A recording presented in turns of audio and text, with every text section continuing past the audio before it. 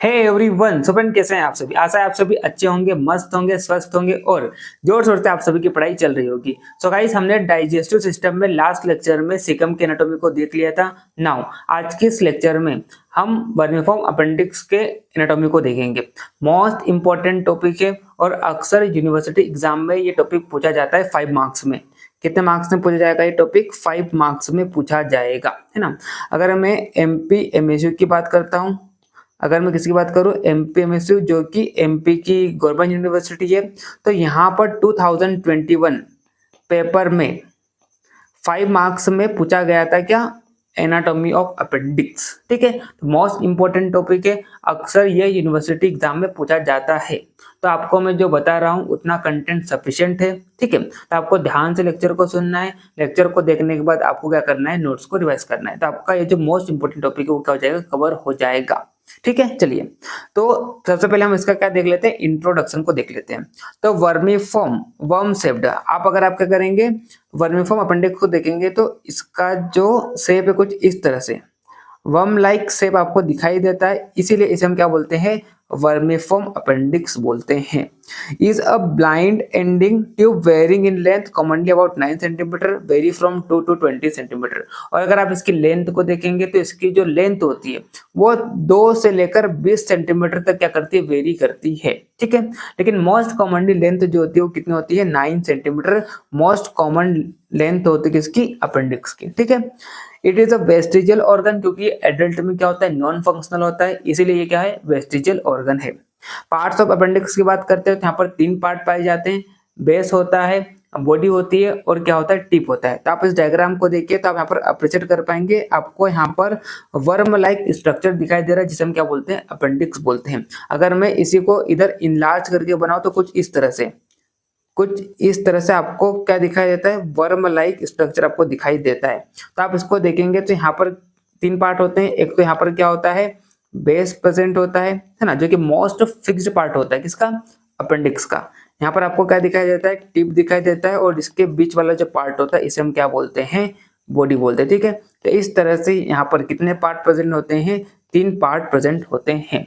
ठीक है, the sub mucosa content. अब देखो आप क्या करेंगे, आप अपेंडिक्स की हिस्टोलॉजी को अगर आप देखते हैं, अगर आप क्या करते हैं, तो काट कर इसकी हिस्टोलॉजी को देखते हैं तो आप क्या पाएंगे कि इसका जो सब म्यूकोसा होता है यहाँ पर क्या प्रेजेंट होते हैं, लिम्फोइड फॉलिकल्स प्रेजेंट होते हैं। क्योंकि इसका जो सब म्यूकोसा होता है यहाँ पर लिम्फोइड फॉलिकल्स प्रेजेंट होते हैं, इसीलिए आप वर्मीफॉर्म अपेंडिक्स को क्या बोल देते हैं, एब्डोमिनल टॉन्सिल भी बोल देते हैं। तो ये भी अक्सर एमसीक्यू में पूछा जा सकता है, तो इसको पता होना चाहिए कि एब्डोमिनल टॉन्सिल किसे बोलते हैं। तो अपेंडिक्स जो होता है उसे हम क्या बोलते हैं, एब्डोमिनल टॉन्सिल बोलते हैं। क्यों बोलते हैं, क्योंकि जब आप क्या करेंगे, इसकी हिस्टोलॉजी को देखेंगे तो आप ये पाएंगे कि इसका सब म्यूकोसा जो होता है इसमें क्या प्रेजेंट होते हैं, लिम्फोइड फॉलिकल्स प्रेजेंट होते हैं। That's why it is also known as abdominal tonsil. ठीक, चलिए उसके बाद अगर हम बात करते हैं इसकी लोकेशन की, तो it opens into the caecum below the opening of ileum by the appendicular orifice. ठीक है, तो मैंने आपको लास्ट लेक्चर में बताया था, जब हम सीकम पढ़ रहे थे तो मैंने आपको बताया था कि सीकम में 2 ऑर्गन्स की ओपनिंग होती है। एक तो क्या होता है यहाँ पर इलियम आके ओपन होता है, और दूसरा यहाँ पर क्या होता है, अपेंडिक्स। ठीक है, तो अगर आप क्या करेंगे, अपेंडिक्स की पोजीशन को देखते हैं तो अपेंडिक्स जो होता है, मैंने आपको लास्ट लेक्चर में बताया था कि जो एडल्ट टाइप का सिकम होता है उसमें अपेंडिक्स की जो पोजीशन होती है वो कैसे होती है, postero medially which is 2 centimetre 2 to 2.5 centimetre below the आपका इलियोसिकल जंक्शन। तो अगर आप इसके पोजीशन को देखेंगे तो इसका जो पोजीशन होता है वो क्या होता है, 2 centimetre below the ileocaecal junction आपको अपेंडिक्स की पोजीशन दिखाई देगी। और इसकी जो ओपनिंग होती है इसे हम क्या बोलते हैं, अपेंडिशियल ओरिफिस बोलते हैं। जो गार्डेड होता है वॉल्व से, उस वॉल्व को हम क्या बोलते हैं, वॉल्व ऑफ गेरलेक बोलते हैं। तो आप यहाँ पर देखिए which is guarded by valve, जिसे हम क्या बोलते हैं, वॉल्व ऑफ गेरलेक बोलते हैं। And it has a short mesentery called meso appendix. अब मैंने आपको जब पेरिटोनियम पढ़ा रहा था तो मैंने आपको बताया था कि जो इंट्रा पेरिटोनियल ऑर्गन होते हैं वो क्या होते हैं, पेरिटोनियल कैविटी में सस्पेंडेड होते हैं। तो वर्मीफॉर्म अपेंडिक्स जो होता है वो भी क्या होता है, सस्पेंडेड होता है किसमें, पेरिटोनियल कैविटी में, थ्रू पेरिटोनियल फोल्ड जिसे हम क्या बोलते हैं, मेजेंट्री। ठीक है, तो यहाँ पर चूंकि ये क्या कर रहा है, अपेंडिक्स से कनेक्टेड है क्या, पेरिटोनियल फोल्ड जिसे हम क्या बोलते हैं, मेसेंट्री, जो क्या कर रही है, अपेंडिक्स को किससे कनेक्ट करती है, इलियम से कनेक्ट करती है। तो आप देखिए, आपको मैं डायग्राम के थ्रू बताता हूँ तो आप अच्छे से इसको रिलेट कर पाएंगे। तो आप देखिए ये जो मैं ब्लैक से मार्क कर रहा हूँ ये आपको दिखाई दे रही है, ये क्या है, मेजेंट्री है, या आप इसको क्या बोल सकते हैं, मीजो अपेंडिक्स भी बोल देते हैं। जो क्या करता है अपेंडिक्स को टर्मिनल पार्ट ऑफ इलियम से क्या करता है, कनेक्ट करता है, ठीक है।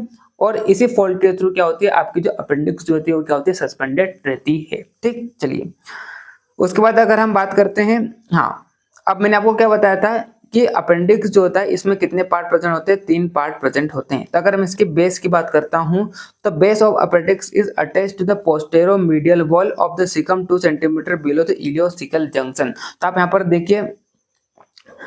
देखिए इस डायग्राम के थ्रू आपको फिर से बताता हूँ।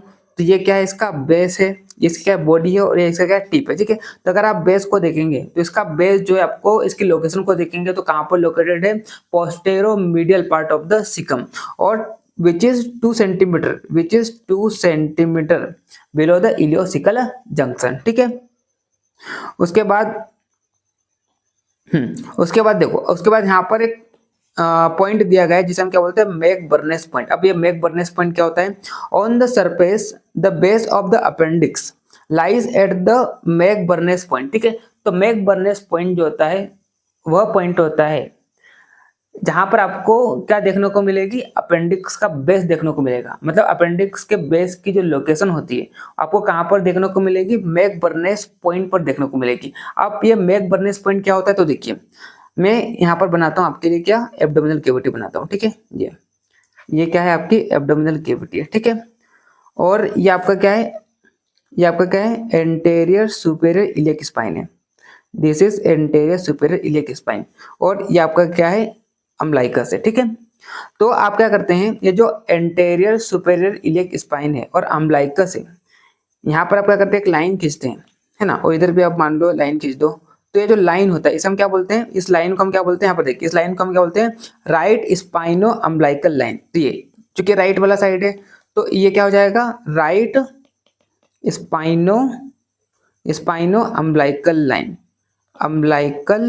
लाइन, ठीक है।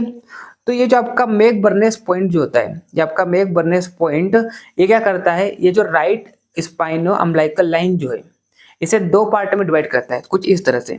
यहां से क्या कर देगा, ये इसको 2 पार्ट में डिवाइड कर देगा। और किस तरह से डिवाइड करेगा, मीडियल टू थर्ड, मतलब इधर वाला पार्ट कैसा रहेगा, इसका 2/3 पार्ट रहेगा, और इधर वाला पार्ट जो है लेटरल वाला पार्ट रहेगा वो कितना रहेगा, 1/3 पार्ट रहेगा, ठीक है। तो मैंने क्या बोला, एब्डोमिनल कैविटी में ये जो एंटेरियर सुपेरियर इलियक स्पाइन जो होती है और अम्बलाइकस जो होता है इसके बीच में आप क्या करते हैं, लाइन खींचते हैं। तो लाइन जो होती है इस पर आपको एक पॉइंट दिखाई देता है जिसे हम क्या बोलते हैं, मैक बर्नेस पॉइंट। और ये जो मैक बर्नेस पॉइंट जो होता है वो क्या करता है, इस लाइन को 2 पार्ट में डिवाइड करता है, मीडियल 2/3 एंड लेटरल 1/3 पार्ट, ठीक है। तो ये जो पॉइंट है जो क्या कर रहा है, जो ये जो पॉइंट आपको दिखाई दे रहा है, ये जो पॉइंट है जो क्या कर रहा है, ये जो लाइन है, कौन सी लाइन है, राइट स्पाइनो अम्बलाइकल लाइन, इसको 2 पार्ट में डिवाइड कर रहे हैं, medial 2/3 part and anterior 1/3 part. तो यही जो पॉइंट होता है जो क्या करता है, राइट अम्बलाइकल स्पाइनो लाइन जो होती है इसको 2 पार्ट में डिवाइड करता है। तो इस पॉइंट को हम क्या बोलते हैं, मैक बर्नेस पॉइंट बोलते हैं। और ये जो मैक बर्नेस पॉइंट होता है यहीं पर आपको क्या दिखाई देती है, यही जो पॉइंट होता है यहाँ पर किसकी लोकेशन होती है, अपेंडिक्स के बेस की लोकेशन होती है, ठीक है। तो यहाँ पर लिखा हुआ है कि on the surface the base of the appendix कहाँ पर लाई करता है, light at the McBurney's point. और मैक बर्नेस पॉइंट क्या होता है, which is located at the right spino umbilical line. जो कहाँ पर लोकेटेड होता है ये point, right spino umbilical line पर लोकेटेड होता है। और ये क्या करता है, इस लाइन को 2 पार्ट में डिवाइड करता है, medial 2/3 part and lateral 1/3 part, ठीक है। और इसी पॉइंट पर आपको किसकी लोकेशन दिखाई देती है, बेस ऑफ अपेंडिक्स की लोकेशन या पोजीशन पाई जाती है, ठीक। चलिए अब हम बात करते हैं position of appendix, most important है पोजीशन ऑफ अपेंडिक्स। देखिए the position of it is base. अब देखिए मैंने आपको बताया था कि इसके 3 पार्ट प्रेजेंट होते हैं, बेस होता है, बॉडी होता है और क्या होता है, टिप होता है। तो अगर आप बेस को देखेंगे तो बेस पार्ट जो होता है अपेंडिक्स का वो क्या होता है, मोस्ट फिक्स्ड पार्ट होता है। ये कैसा होता है, एकदम कांस्टेंट होता है, मतलब ये अपनी पोजीशन को चेंज नहीं करता है, कैसा होता है, फिक्स्ड होता है। और अगर आपको अगर क्या जानना है, बेस को जानना है, ठीक है, इस डायग्राम को देखिए।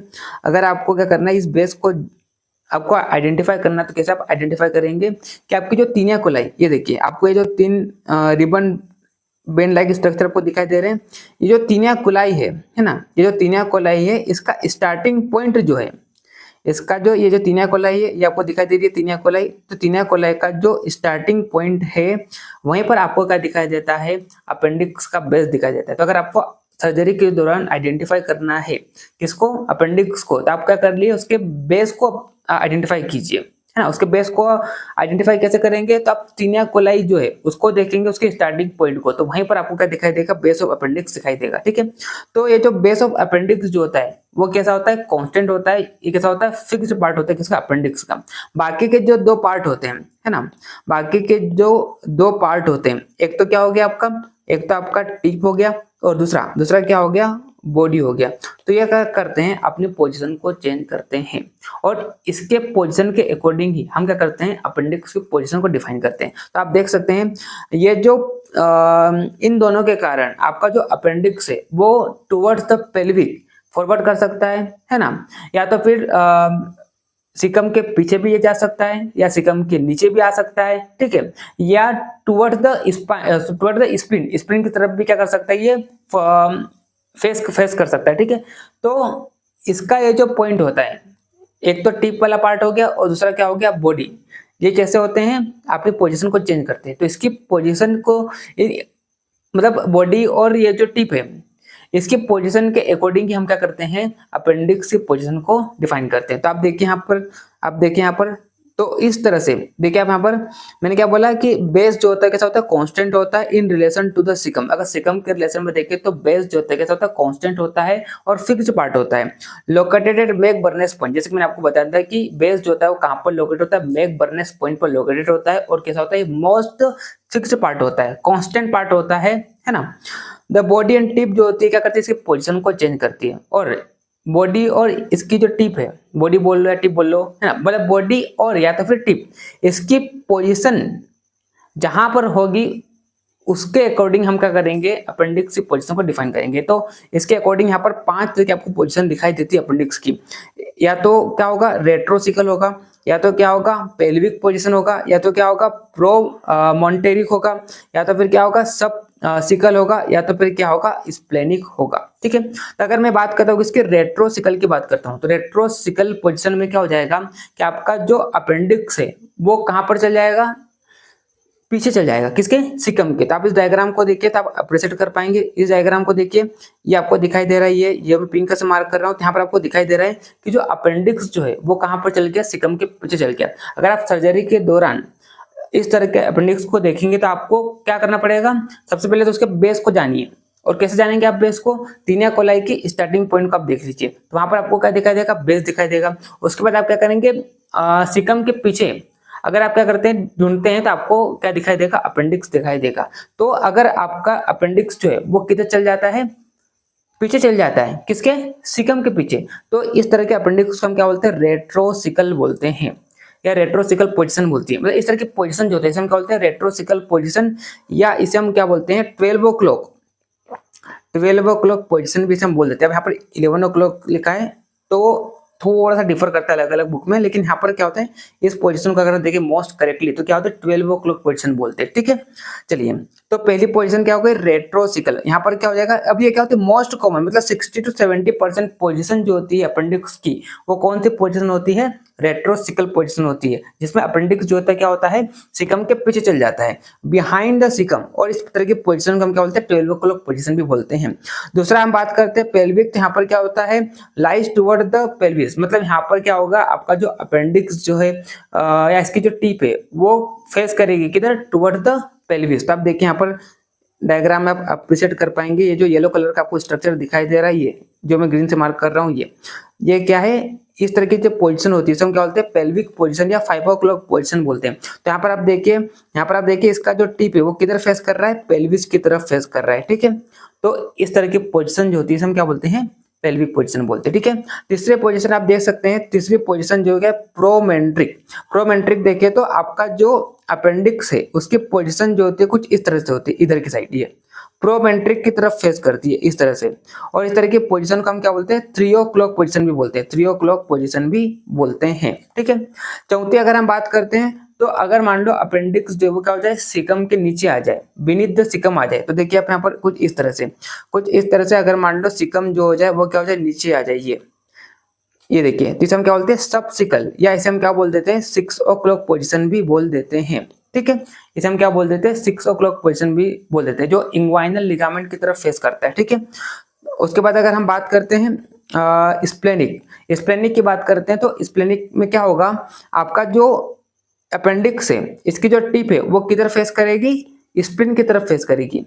अब स्प्लिन की तरफ फेस जो होती है वो दो तरीके से कर सकती है, या तो क्या हो जाए, आपका जो अपेंडिक्स जो है वो क्या हो जाए, इलियम के ऊपर से निकले, इलियम के एंटेरियर पार्ट से निकले, जिसे हम क्या बोलेंगे, प्री इलियल, है ना, प्री इलियल स्प्लेनिक पोजीशन। या तो क्या हो जाए, वो इलियम के नीचे से निकले, पोस्टेरियर पार्ट से निकले, तो इसे हम क्या बोल देंगे, पोस्ट इलियल। सो गाइस आप थोड़ा सा कॉम्प्रोमाइज़ करना, क्योंकि मैंने लेक्चर तो पूरा शूट कर दिया था, लेकिन आखिरी का 5 मिनट में क्या हुआ, मेरा माइक बंद हो गया था, तो उसमें आवाज़ नहीं आई थी। ठीक है, तो मैं उसको अभी स्क्रीन पर ही बना रहा हूँ। ठीक है, तो मैंने आपको क्या बता दिया, मैंने अभी तक आपको पोजीशन बता दी है अपेंडिक्स की। ठीक है, चलिए अब नाउ इसके बाद हम बात करते हैं इसके ब्लड सप्लाई की। तो इसकी जो ब्लड सप्लाई होती है वो किसके थ्रू होती है, अपेंडिकुलर ब्रांच, किसके थ्रू होती है, appendicular branch of ileocolic artery के थ्रू क्या होती है, ब्लड सप्लाई होती है अपेंडिक्स को। तो आप यहाँ पर देख सकते हैं, डायग्राम के थ्रू आपको बताता हूँ। तो यहाँ पर देखिए, ये क्या है, ये है सुपेरियर मेजेंट्रिक आर्टरी। अब ये जो सुपेरियर मेजेंट्रिक आर्टरी जो होती है क्या करती है, गट को ब्लड सप्लाई करती है। ठीक है, यहाँ से एक ब्रांच निकलती है जिसे हम क्या बोल रहे हैं, इलियोकोलिक आर्टरी। और ये इलियोकोलिक आर्टरी से आपको यहाँ पर कई सारी ब्रांच निकलती हुई दिखाई दे रही है, जिन्हें हम क्या बोलते हैं, कोलिक आर्टरी। तो ये वाली जो कोलिक आर्टरी है, ये वाली जो कोलिक आर्टरी है, इससे आप देखिए यहाँ पर एक आर्टरी निकल रही है, जिसे हम क्या बोल रहे हैं, जिसे हम बोल रहे हैं अपेंडिकुलर आर्टरी, जो क्या करती है, अपेंडिक्स को ब्लड सप्लाई करती है। ठीक है, चलिए उसके बाद में वेनस ड्रेनेज की बात करूं, मतलब यहाँ का जो डीऑक्सीजनेटेड ब्लड जो है वो किसके थ्रू फ्लो होता है, तो it drains into superior mesenteric when. और कहाँ पर जाता है, ये पोर्टल वेन से मिलता है, पोर्टल सिस्टम में जाकर एंड होता है, मतलब लीवर में जाकर जाता है। ठीक है, उसके बाद में लिम्फ ड्रेनेज की बात करूं, तो लिम्फ फ्लूइड जो है सिकम एरिया से वो ड्रेन होता है किसमें, सुपेरियर मेजेंट्रिक लिम्फ नोड में। किसके थ्रू होता है, इलियोकोलिक नोड्स के थ्रू होता है। ठीक, चलिए उसके बाद अगर हम नर्व सप्लाई की बात करते हैं, तो पैरासिम्पैथेटिक नर्व सप्लाई जो होता है वो वेगस नर्व के थ्रू होता है, और सिंपैथेटिक नर्व सप्लाई जो होता है वो किसके थ्रू होता है, T10 to L1 spinal segment via superior mesenteric plexus के थ्रू यहाँ पर सिंपैथेटिक नर्व सप्लाई होता है। ठीक, चलिए उसके बाद हाँ, अब हम बात करते हैं क्लिनिकल एनाटॉमी, जिसमें अपेंडिसाइटिस क्लिनिकल एनाटॉमी जो है मोस्ट इंपॉर्टेंट है। ठीक, देखिए अब अपेंडिसाइटिस का मतलब क्या होता है, inflammation of appendix is known as appendicitis. Appendix में इन्फ्लेमेशन हो जाना, इसे हम क्या बोलते हैं, अपेंडिसाइटिस बोलते हैं। आपने भी कई बार सुना होगा कि मेरे को अपेंडिक्स हो गया है, ऐसा लोगों से सुना होगा, या आपने ऐसा सुना होगा कि मेरा अपेंडिक्स का ऑपरेशन है, इस तरह से। ठीक है, तो ये वही चीज़ है। अब देखिए ये होता क्यों है और होता कैसे है, ये आपको बताता हूँ। देखिए अब इसमें क्या होगा, initially pain is para umbilical and diffuse in nature due to distension of appendix. तो किसी को भी अपेंडिक्स होता है ना, तो उसको सबसे पहले जो पेन होता है वो कहाँ पर होता है, पेरा अम्बलाइकल रीजन में होता है। अब ऐसा क्यों होता है, देखिए ऐसा इसलिए होता है, जैसे कि मान लो ये आपका क्या अपेंडिक्स है। ठीक है, ये मैंने क्या बनाया, वर्म लाइक स्ट्रक्चर बनाया मैंने, ये क्या है आपका अपेंडिक्स है। ठीक है, अब अपेंडिक्स में डिस्टेंशन हो जाने के कारण, अपेंडिक्स में क्या हो जाने के कारण, डिस्टेंशन हो जाने के कारण क्या होगा, यहाँ की जो नर्व है, यहाँ की जो अफरेंट नर्व है वो क्या करेगी, इस रेफर्ड पेन को ले जाएगी, इस रेफर्ड पेन को ले जाएगी कहाँ तक, T10 सेगमेंट के थ्रू, और कहाँ पर ले जाएगी, अम्बलाइकल रीजन में ले जाएगी। ठीक है, तो इस यहाँ पर क्या हुआ, अपेंडिक्स में डिस्टेंशन हो जाने के कारण ये जो पेन है वो फ्लो होकर, है ना, कहाँ पर आ गया, कहाँ पर सप्लाई हो गया इसको, पेरा अम्बलाइकल रीजन में। और यही रीजन होता है कि यहाँ पर सबसे पहले जो पेन होता है वो कहाँ पर होता है, पेरा अम्बलाइकल रीजन में होता है। अब क्या होगा, 6 से 8 घंटे के बाद 6 से 8 घंटे के बाद क्या होगा, पूरा जो अपेंडिक्स है इसमें क्या हो जाएगा, इन्फ्लेमेशन हो जाएगा। इसमें क्या हो जाएगा, इन्फ्लेमेशन हो जाएगा। इन्फ्लेमेशन हो जाने के कारण यहाँ की जो पेरिटोनियम उसमें क्या होगा, इरिटेशन होगा। इरिटेशन हो जाने के कारण यहाँ पर क्या होगा, काफ़ी ज़्यादा पेन होगा। तो आप यहाँ पर देख सकते हैं वही चीज़ यहाँ पर लिखी हुई है। पेन जो होता है इनिशियली कहाँ पर होता है, पेरा अम्बलाइकल रीजन में होता है। क्यों होता है, क्योंकि यहाँ पर डिस्टेंशन ऑफ अपेंडिक्स के कारण। अब देखो उसके बाद क्या होगा, pain becomes localised after 6 to 8 hours. मतलब 6 से 8 घंटे के बाद ये जो पेन जो क्या हो जाता है, लोकलाइज्ड हो जाता है। किस एरिया में, राइट लोअर क्वाड्रेंट एरिया में। क्यों, due to irritation of parietal peritoneum के कारण। ठीक है। और यहाँ पर अपेंडिसाइटिस के अगर हम सिम्टम्स की बात करें तो पेन होगा, वोमिटिंग होगी और टेम्परेचर थोड़ा सा बढ़ा हुआ रहेगा। ठीक है, चलिए तो ये क्लिनिकल एनाटॉमी थी। उसके बाद अपेंडेक्टोमी, ये क्या होता है, सर्जिकल रिमूवल ऑफ अपेंडिक्स।